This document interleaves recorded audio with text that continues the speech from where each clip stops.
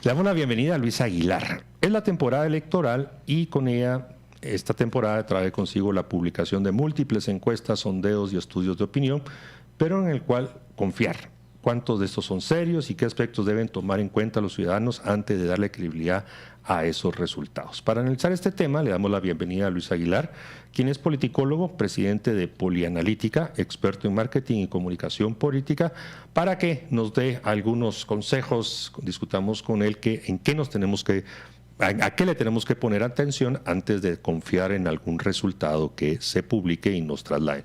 Luis, buenos días, un gusto en saludarte. Bienvenido, Luis. Buenos días, Luis, Buenos bienvenido. días. Tu micrófono, por favor, Luis. Luis, tu micrófono.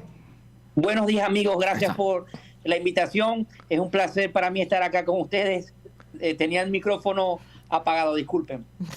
Bien, Luis. A ver, ya hemos dado una introducción amplia. Cuéntanos, ¿en qué debemos los ciudadanos poner atención cuando nos aparecen en redes sociales sondeos, encuestas? Incluso, ¿cuál es la diferencia entre un sondeo, una encuesta o un focus group? ¿Qué, a tu criterio, es lo primero que debemos nosotros poner atención y empezar a ver si tienes seriedad, si está con la metodología correcta y al final pudiéramos confiar en los resultados? Lo más importante de un estudio de opinión o de una encuesta en procesos electorales, en este caso sería la ficha técnica, ¿ok? Y la metodología que las casas encuestadoras utilizan para realizar dicho estudio de opinión, ¿ok? Es importante también destacar la credibilidad de las casas encuestadoras que están desarrollando dicho estudio de campo. Siempre decimos en clases, en la universidad, que el mejor pulso o la mejor encuesta es la que hace la gente, ¿ok? Y la percepción que tiene la gente en la calle de los candidatos, de los actores políticos o de los funcionarios públicos, ¿ok? Las encuestas solo vienen a recoger esa percepción que tiene la ciudadanía hacia ciertas personalidades públicas y cuantificar el nivel de rechazo, el nivel de apoyo o el posicionamiento y la intención de votos que estos electores tengan hacia dichos candidatos o figuras públicas. Luis, acabas de mencionar algo de eso de intención de voto y a mí se me viene a la mente una confusión recurrente que tenemos en Guatemala, por lo menos. Cuando la medición es papeleta simulada, cuando es respuesta espontánea. Entonces, también se nos puedes mencionar qué diferencia hay y cuál es la más cercana a una votación futura. Nosotros desde Polianalítica, siempre en nuestros estudios en Centroamérica, Suramérica, siempre solemos utilizar, ¿ok?, la metodología de entrevista personal, cara a cara con los electores que tengan o con los ciudadanos que tengan las características para votar, mayores de 18 años de edad, inscritos en el registro electoral, ¿ok?, del ente rector, y que tengan intención, que afirmen por lo menos cuando el encuestado, la persona que encuesta le pregunta al encuestado si tiene intención de voto, que tenga intención de voto efectivamente, intención de votar, mejor dicho, en el venidero proceso electoral. Okay. Existen varias metodologías que no vamos a desprestigiarlas ni a menospreciar su capacidad que tenga de recoger la información de los sujetos encuestados, como simulación de boletas, que es muy efectivo, listas cerradas, ¿okay?, donde la encuestadora le presenta al sujeto encuestado, en este caso a los electores, una lista de candidatos, ¿ok?, por los cuales el elector decide por quién va a votar. También existen otras metodologías como focos grupales, muy efectivas para conocer cuál es la percepción que tienen los electores de cada candidato, ¿ok?, y los exit poll, que vienen siendo encuestas a pie de urna, que se desarrollan en el proceso electoral per se. Carmina, Luisa Fernanda. Dentro de estos estudios también tenemos el que se da el día de las elecciones, que se conoce como boca de urna, que también es muy importante antes de que se empiecen a conocer datos. ¿Qué tanta credibilidad se le puede dar a esta boca de urna comparado con los estudios previos? El boca de urna es un estudio muy importante, ¿ok? Debemos resaltar que deben ser los entes electorales o el organismo electoral de cada país quienes autoricen a casas encuestadoras con reputación comprobada para que desarrollen este tipo de investigaciones que ciertamente se hacen el día de los procesos electorales. Se hacen 3 mediciones generalmente cuando arranca el proceso electoral, a primera hora de la mañana, a mediodía y horas antes de que culmine el proceso electoral, para hacer una medición, una estimación. Es importante resaltar que no necesariamente el resultado de una boca de urna es el oficial, ¿ok? Simplemente que el boca de urna no solamente es una medición que se hace para explicarle a la ciudadanía cuáles son las proyecciones de los resultados electorales, sino que estos resultados, estas mediciones ayudan al ente rector oficial a legitimar un poco los resultados oficiales de los procesos electorales. Luis, usted remarcó que para saber si una encuesta es seria o no, las personas tienen que revisar el universo de personas a las que fueron encuestadas y la metodología que se utilizó. Pero si yo soy una persona que no sabe cuál es el estándar internacional que se debe utilizar para llevar a cabo estas encuestas, ¿cómo sé cuáles son los datos en que me tengo que fijar? Y, por ejemplo, si me dicen que encuestaron a 5,000 personas, ¿eso es suficiente o tendrían que ser 10,000 o tendrían que ser más?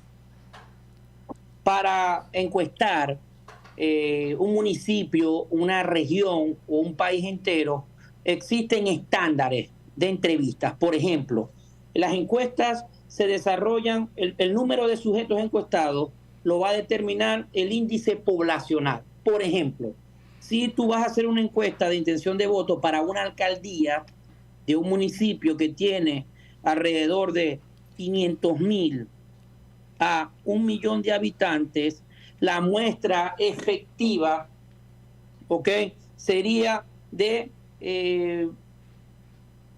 digamos que de 500 a 700 entrevistas, ¿ok?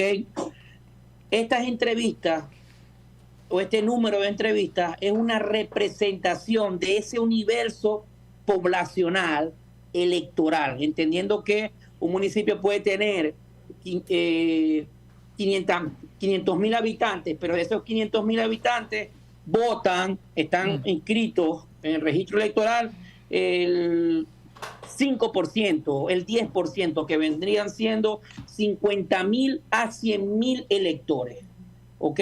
Con una muestra municipal de 500 o 700 entrevistas sería más que suficiente.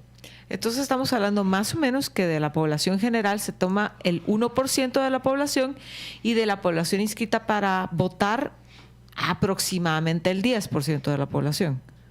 Correcto. En países como Colombia, Venezuela, Argentina, Ecuador, Perú, ¿okay?, que tienen poblaciones mayor a los 30 millones de habitantes, con un estudio nacional lo puedes cubrir con de 1,500 entrevistas a nivel nacional, segmentadas en los sectores donde, como decimos algunos encuestadores, donde abundan la mayoría de los electores o en el corredor electoral. Es importante que en los estudios de opinión se tomen en cuenta todos los estratos socioculturales, religiosos, de edades, hombres y mujeres, sexodiversidad, para tener una muestra más amplia posible sobre la consulta que se va a hacer, si es de índole electoral, política, cultural, gubernamental, religiosa, entre otros. Es importante destacar que los estudios de opinión no solamente se hacen para medir cuál es la opinión o percepción que tienen los ciudadanos sobre una coyuntura política electoral, sino que también se pueden desarrollar para hacer consultas religiosas, culturales, educativas, de coyunturas socioculturales, económicas. Es decir, los estudios de opinión simplemente se convierten en una gran herramienta para entender en qué está pensando, la ciudadanía en general sobre un tema de opinión pública determinada. Luis, en los últimos años crecientemente están apareciendo empresas encuestadoras que realizan su trabajo desde un call center o lanzándolo a través de las redes sociales. Incluso ya no es como, o sea, estas empresas se dedican a hacerlo no como tú lo mencionas, de a pie y cara a cara, sino que, bueno, lanzan, lo colocan en redes, tienen su metodología y así venden sus productos. ¿Y qué tan confiable son los resultados cuando se hace de esa manera? O que, como nos lo pusiste al inicio, ¿en qué debemos de cuidar para que, si esa metodología es ya válida, en qué nos debemos de fijar? Fíjate, las encuestas, por ejemplo, de Twitter, son encuestas que no gozan de rigurosidad estadística y científica, pero que pueden generar matrices de opinión.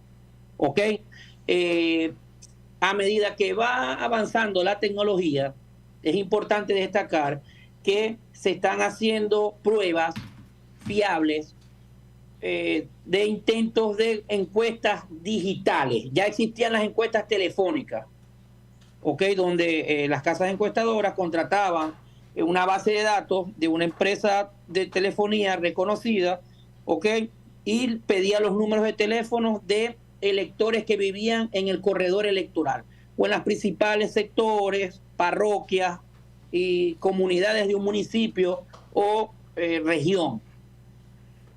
Estas encuestas telefónicas se desarrollaron se han desarrollado durante los últimos 20, 30 años en el mundo, en Estados Unidos, Centroamérica, Europa, Asia, Sin embargo, les puedo decir que sigue imperando la encuesta casa a casa. En este caso, hay casas encuestadoras que ya no están desarrollando una encuesta vía telefónica, sino vía digital, a través de WhatsApp, Messenger, que es una metodología que, tiene rigurosidad científica y estadística, porque tú contactas directamente al usuario de ese número de WhatsApp. Tienes la información de dónde reside este usuario, en qué municipio, sector, barrio, comuna del municipio, y además economiza el valor total de un estudio de opinión que no es económico, imagínate que en vez de trasladarte a su hogar, lo contactas directamente a su móvil vía WhatsApp, Messenger, y le haces la consulta. Además, te mantienes esta base de datos, y a los 15 días y al mes puedes volver a utilizar esta base de datos de WhatsApp, Messenger, para encuestar directamente al elector. A medida que van transcurriendo los años y va avanzando la tecnología, pues creo que va a ser más fácil contactar al elector para consultarle sobre temas coyunturales, políticos, económicos, religiosos, y para, mejor dicho, conocer su opinión al respecto. Hay ciudades donde 8 de cada 10 habitantes, por ejemplo, en Bogotá, en Quito, en Ciudad de Panamá, 8 de cada 10 habitantes afirman utilizar WhatsApp como su principal medio de comunicación. Y esto se está convirtiendo, en este caso WhatsApp, una gran herramienta para encuestar a los electores. Bien, Luis, ha sido importante. Entendemos que ustedes están buscando incursionar en Guatemala o ya lo hicieron. ¿Cómo identificas este proceso guatemalteco y las distintas encuestas, sondeos, estudios de opinión que andan circulando? Ok. Nosotros medimos intención de voto como te decía, en Latinoamérica, Centroamérica, Suramérica. En este caso tuvimos la oportunidad de desarrollar un estudio de opinión en las principales ciudades de Centroamérica, incluyendo a Ciudad de Guatemala, ¿ok? Donde le consultamos a 700 ciudadanos, electores de Ciudad de Guatemala, sobre su intención de voto en el venidero proceso electoral municipal, donde el actual alcalde de Ciudad de Guatemala, Ricardo Quiñones, lidera la intención de voto con un 29.6%, ¿ok? Le sigue el candidato Juan Fopa, con 12.7% de intención de voto, y en tercer lugar el candidato Tono Coro, con 9.2% de intención de voto. Le sigue en cuarto lugar Roberto González Canela, con 7.6% de intención de voto. Por detrás, Mario Méndez Montenegro, con 4.5% de intención de voto. Marlos Puente, un candidato que le dicen Pirulo, con 3% de intención de voto. Carlos Sandoval, con 2.6% de intención. Y un joven de 29 años que se llama Sebastián Arzú, con 1.5% de intención de voto. Luis, estos resultados que nos acabas de compartir, ¿se pueden consultar en algún lado, en algún sitio? Analizarlos, porque nos quedamos fríos. Sí. Todos nuestros estudios de opinión diría los publicamos en nuestra página web y en nuestras redes sociales. Instagram, Polianalítica, ¿ok? En nuestra página de Facebook, Polianalítica también, y nuestra página web, polianalítica.com. Okay. Bien, Luis, te agradecemos mucho. Creo que nos has dejado aquí con algunas situaciones, pero en fin. Con alguna situación de shock, diría yo. Sí, no. Feeling. Sí. Estamos sintiendo sentimientos en este momento. Así que te agradecemos mucho que nos hayas atendido.